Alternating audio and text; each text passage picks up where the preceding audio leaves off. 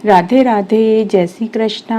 आज मैं आपको चैत्र मास की गणेश चौथ की व्रत कथा, पूजन विधि और पूजन सामग्री बताने जा रही हूँ। चैत्र मास की गणेश चतुर्थी व्रत 31 मार्च बुधवार के दिन आएगा और चंद्रोदय का समय रात्रि 9:47 के लगभग है। श्री कृष्ण पक्ष चतुर्थी के दिन विकट नामक गणेश जी की पूजा की जाती है। यह व्रत संकट नाशक है। इस दिन शुद्ध घी के साथ बिजोरे के नींबू का हवन करने से कहते हैं कि बांझ स्त्रियां भी पुत्रवती हो जाती हैं। चैत्र मास की कृष्ण पक्ष की चतुर्थी को किया जाने वाला व्रत चैत्र संकष्टी गणेश चतुर्थी व्रत के नाम से जाना जाता है। कहते हैं कि अगर मन संकटों से घिरा हुआ महसूस करे तो मनुष्य को गणेश चतुर्थी का व्रत जरूर करना चाहिए। इस व्रत को करने से मनुष्य के सभी कष्ट दूर हो जाते हैं। धर्म, अर्थ, काम, मोक्ष, विद्या, धन, आरोग्य और संतान को देने वाला यह व्रत बताया गया है। गणेश चतुर्थी के व्रत के दिन सुबह ब्रह्म मुहूर्त में उठने के बाद स्नान आदि से निवृत्त होकर साफ वस्त्र धारण करने चाहिए। श्री गणेश जी का पूजन पंचोपचार धूप, दीप, नैवेद्य, अक्षत, फूल से करना चाहिए। इसके बाद हाथ में जल और दुर्वा लेकर मन ही मन गणेश जी के व्रत का संकल्प लेना चाहिए और यह मंत्र बोलना चाहिए। मम सर्व कर्म सिद्धिये विकटाय पूजन महम करिष्ये। कलश में दुर्वा, चांदी का एक सिक्का, साबुत हल्दी और गंगा जल की कुछ बूंदें डालकर उसमें साफ जल भरें।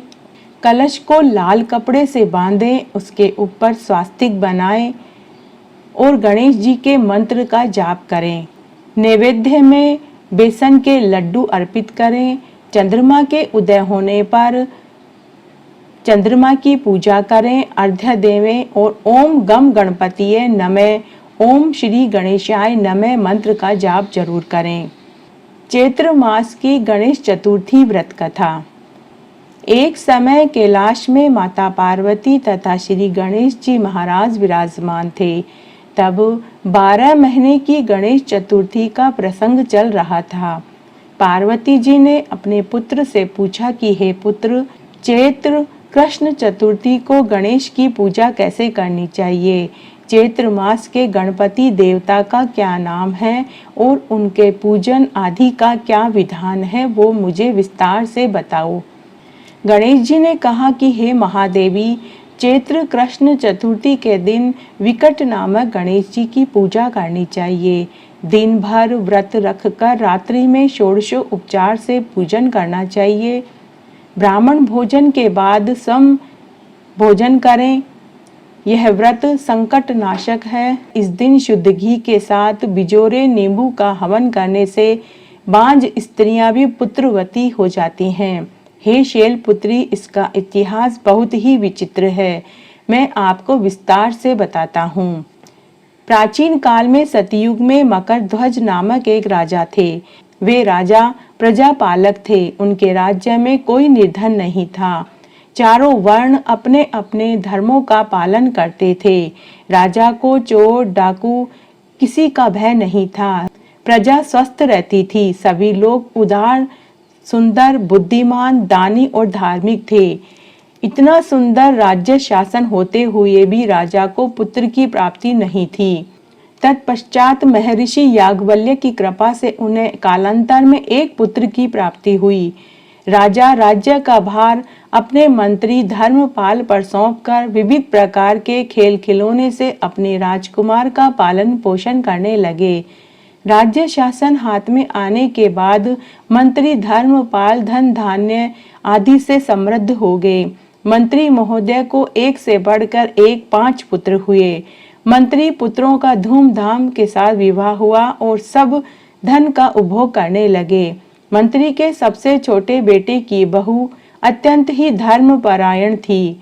चैत्र कृष्ण चतुर्थी आने पर उसने भक्ति पूर्वक गणेश जी की पूजा की उसका पूजन और व्रत देखकर उसकी सास कहने लगी, अरे क्या मंत्र तंत्र आदि द्वारा मेरे पुत्र को वश में करने का उपाय कर रही है। बार बार सास के मना किए जाने पर भी जब बहू नहीं मानी तो सास ने कहा कि अरे दुष्टा, तू मेरी बात मानती क्यों नहीं है?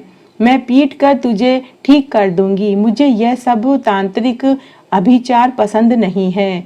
इसके उत्तर में बहू ने कहा कि सासू जी, मैं संकट नाशक गणेश जी का व्रत कर रही हूँ। यह व्रत अत्यंत फलदायक होता है।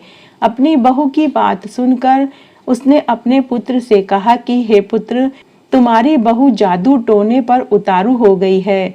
मैंने इसे कई बार मना किया, परंतु यह दुराचारी मेरी बात को नहीं मान रही है। इस दुष्टा को मार पीट के ठीक कर दो। मैं गणेश जी को नहीं जानती, ये कौन है? हम लोग तो राजकुल के मनुष्य हैं, फिर हम लोगों को किस विपत्ति का डर है? हम लोग क्यों गणेश जी की पूजा करें? माता की प्रेरणा से उसने अपनी बहू को खूब मारा पीटा। इतनी पीड़ा सहकर भी उसने वह व्रत किया।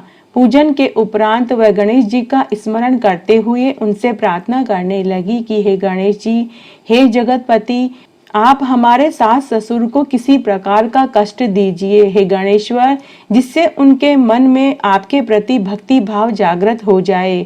गणेश जी ने सबके देखते ही देखते राजकुमार का अपहरण करके मंत्री धर्मपाल के महल में छिपाकर रख दिया।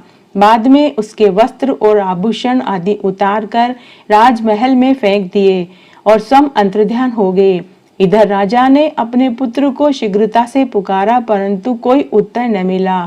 फिर उन्होंने मंत्री के महल में जाकर पूछा कि मेरा राजकुमार कहाँ चला गया? महल में उसके सभी आभूषण हैं, लेकिन राजकुमार कहाँ चला गया? राजकुमार का कहीं पता नहीं है। किसने ऐसा निंदनीय कार्य किया है? हाय, मेरा पुत्र कहाँ चला गया? राजा की बात सुनकर मंत्री ने उत्तर दिया कि हे राजन, आपका चंचल पुत्र कहाँ चला गया इसका मुझे पता नहीं है। मैं अभी गाय, नगर, बाग, बगीचे आदि सभी स्थान पर उसकी खोज करता हूँ। इसके बाद राजा नौकरों, सेवकों आदि से कहने लगा, हे अंग रक्षकों, हे मंत्रियों, मेरे पुत्र का शीघ्र पता लगाइए। राजा का आदेश पाकर सभी दूत सभी स्थानों में खोजने लगे। जब कहीं भी पता न लगा तो सभी ने डरते डरते कहा कि हे महाराज, आपके राजकुमार का कहीं पता नहीं चल रहा है। हमने राजकुमार को कहीं आते जाते भी नहीं देखा। उनकी बातों को सुनकर राजा ने मंत्री को बुलवाया।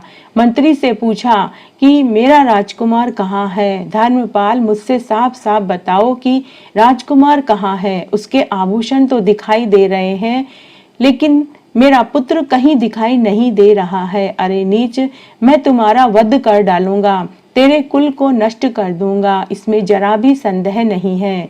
राजा द्वारा डांट पड़ने पर मंत्री चकित रह गया।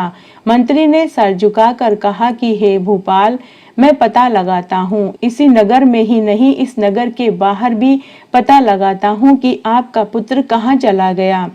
धर्मपाल ने आकर अपने महल में अपनी पत्नी, पुत्रों और पुत्र वधुओं से बुलाकर कहा कि यह कर्म किसने किया? राजकुमार का कहीं पता नहीं चल रहा है और राजा को मुझ पर शक हो रहा है। राजा मुझ अभागे के वंश का विनाश कर देंगे। ससुर की बात सुनकर छोटी बहू ने कहा कि पिताजी, आप इतने चिंतित क्यों हो रहे हैं? आप पर गणेश भगवान का कोप हुआ है, इसीलिए आप गणेश जी की आराधना कीजिए। राजा से लेकर नगर के समस्त स्त्री, पुरुष, बालक, वृद्ध संकट नाशक गणेश चतुर्थी का व्रत विधि पूर्वक करेंगे तो गणेश जी की कृपा से राजकुमार जरूर मिल जाएंगे। मेरा वचन कभी मिथ्या नहीं होगा। छोटी बहू की बात सुनकर ससुर ने हाथ जोड़कर कहा कि हे बहू, तुम धन्य हो, तुम मेरा और मेरे कुल का उद्धार कर दोगी।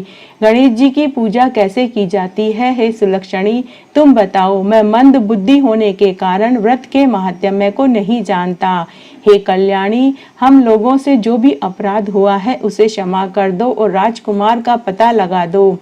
तब सब लोगों ने कष्ट नाशक गणेश चतुर्थी का व्रत आरंभ किया। राजा सहित समस्त प्रजाजनों ने गणेश जी की प्रसन्नता के लिए व्रत किया। इससे गणेश जी प्रसन्न हो गए। सब लोगों के देखते ही देखते राजकुमार प्रकट हो गए। राजकुमार को देखकर सभी नगरवासी आश्चर्य में पड़ गए। सब लोग बहुत प्रसन्न हुए। राजा के हर्ष की सीमा नहीं रही। राजा कह उठे, धन्य है गणेश भगवान, धन्य है। साथ ही हे मंत्री, आपकी कल्याणी बहू भी धन्य है, जिसकी कृपा से मेरा पुत्र यमराज के पास से जाकर भी लौट आया। अतः आज से मेरा यह आदेश है कि सभी लोग इस संतानदायक व्रत को निरंतर विधि पूर्वक करते रहें।